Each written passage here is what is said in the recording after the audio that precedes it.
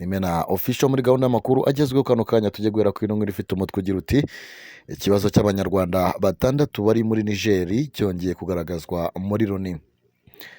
Perezida w'urwego mpuzamahanga rwashyiriweho gukora imirimo y'insigarira y'inkiko mpanabyaha RMCT Graciela Agati Santana yasabye ibihugu ubufatanye mu gushakira igisubizo kirambye ibibazo birimo n'icy'abanyarwanda batandatu bafunguwe ariko bakaba baraheze muri Nigeri kuko babuze igihugu kibakira.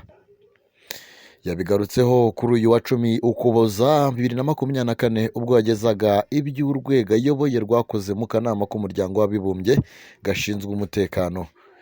Yagaragaje ko bakomeje gukora neza inshingano zabo no guharanira uko ubutabera butangwa mu buryo bunoze kandi bwihuse.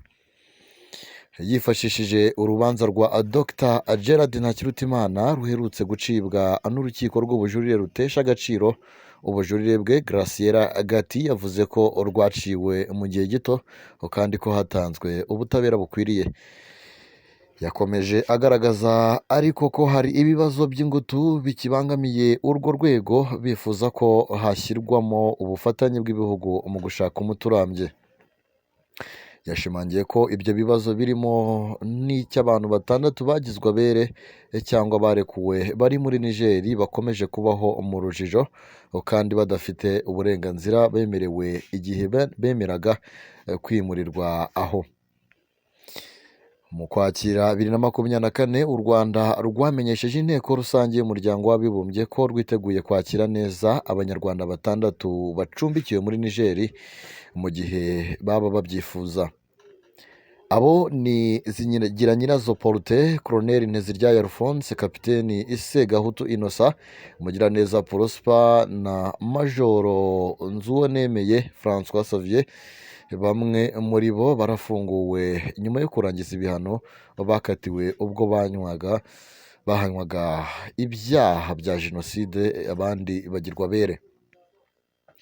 Perezida Graciela Agati Santana kandi yagaragaje ko mu bindi bibazo urwego ayoboye rufite harimo ikibazo kijyanye no gusubiza abantu bahamwe n'ibyaha baturutse mu bihugu bitandukanye bagashyirwa muri gereza y'umuryango w'abibumbye irirahe, bakaba bagihari kandi bakaba byarahinduye ahantu ho gufungirwa.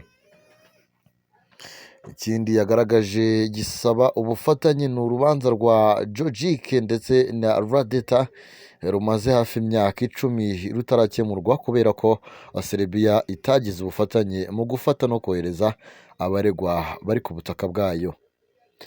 Bombi bashinjwa n'urukiko mpuzamahanga mpanabyaha rwashyiriweho ibyaha byakorewe mu bihugu by'icyahoze ari Yugoslavia, icyaha cyo gusuzugura urukiko cyari kijyanye no kwivanga no gutera ubwoba abatangabuhamya mu rubanza rwakurikiranywemo Vojislav Serveji wari umunyapolitiki ukomeye muri Serbia.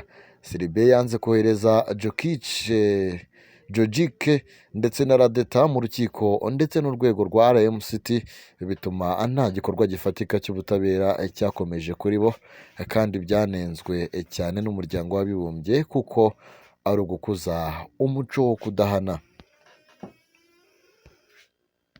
Reka dukomereze ni mu ntara y'Amajyepfo aho inkuru ifite umutwe ugira uti Nyaruguru abantu 9 bakekwaho kwica umuntu batawe muri yombi. Abantu 9 batawe muri yombi bakekwaho kwica umuntu mu karere ka Nyaruguru, inzego zibishinzwe zikaba zatangiye iperereza. Mu gitondo cyo kuri uyu wa 11 Ukuboza 2024 mu karere ka Nyaruguru mu murenge wa Mata ni mu kagari ka Ruramba mu mudugudu wa Ruramba habonetse umurambo w'umugabo w'imyaka 52 witwa Kizimana Ildefonsi bikekwa ko yaba yishwe.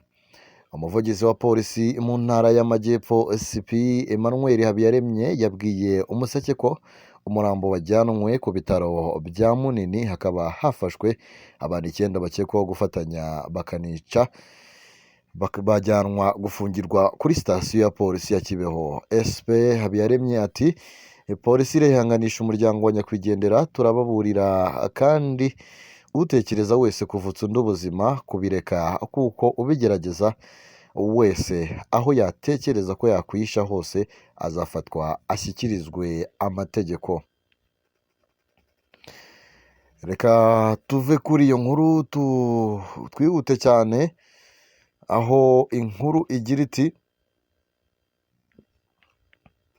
ubushinjacyaha bwasabiye umugabo ushinjwa gutema umucuruzi gufungwa iminsi 30. Ni inkuru igira iti Nyanza, umugabo ushinjwa gutema umucuruzi akajya muri koma mu karere ka Nyanza yaburanye ifungwa n'ifungurwa ry'agateganyo. Urukiko rugize ibyo rumubaza araceceka. Ubushinjacyaha bumusabira gufungwa by'agateganyo iminsi 30.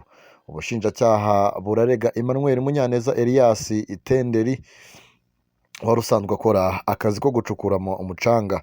Ubushinjacyaha bwabwiye urukiko rw'ibanze bwa Busasamana mu karere ka Nyanza ko Tenderi yitwikiriye igicuku tariki ya 8 Ugushyingo 2024 agana saa 9 z'igicuku asanga umucuruzi mu nzu witwa Tuyishime Aline aramutema.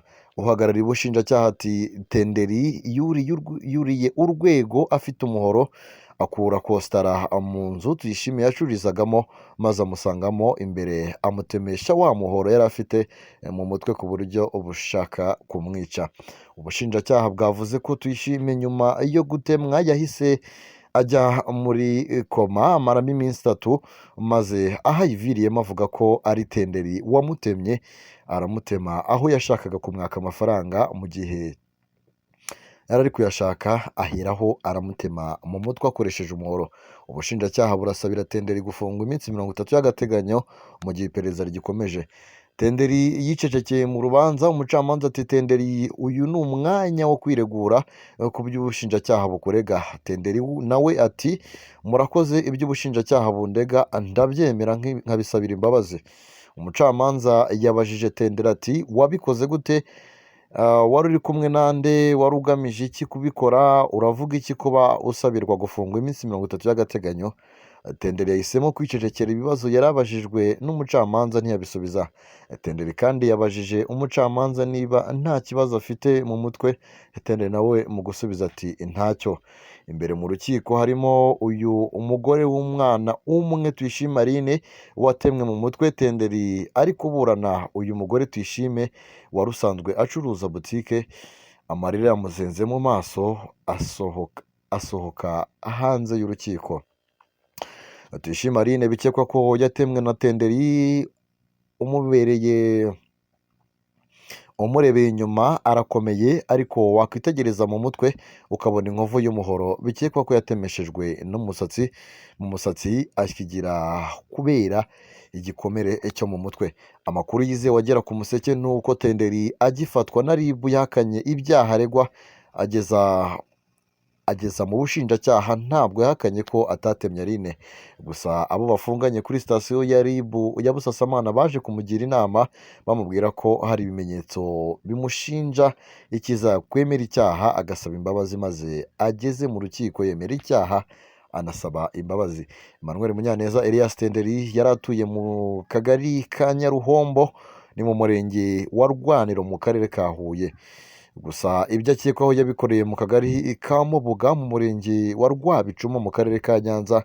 Umucamanza azatangaza icyemezo icyumweru gitaha.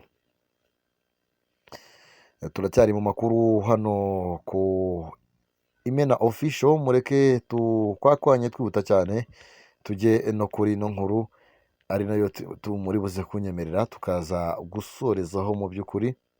Ariko turasoreza kuri ngiyi Nyanza nayo ishuri ryibwa ibiribwa umuzamu akaburirwa irengero. Ariko mbere ko tuyijyaho reka tubanze dusome iyi ngiyi igira iti mu mugezi wa Kibirira habonetse umurambo w'umugore. Ngororero, umukecuru witwa Nyirabagande Ernestine w'imyaka 58 y'amavuko wo mu karere ka Ngororero biravuga ko yahanutse ku kiraro cy'umugezi wa Kibirira arapfa. Ubuyobozi bw'umurenge wa Bwira buvuga ko bwasanze umurambo wa Nyirabagande Ernestine mu mugezi wa Kibirira. Bikekwa ko yahanutse ku kiraro cy'uwo mugezi ahita apfa.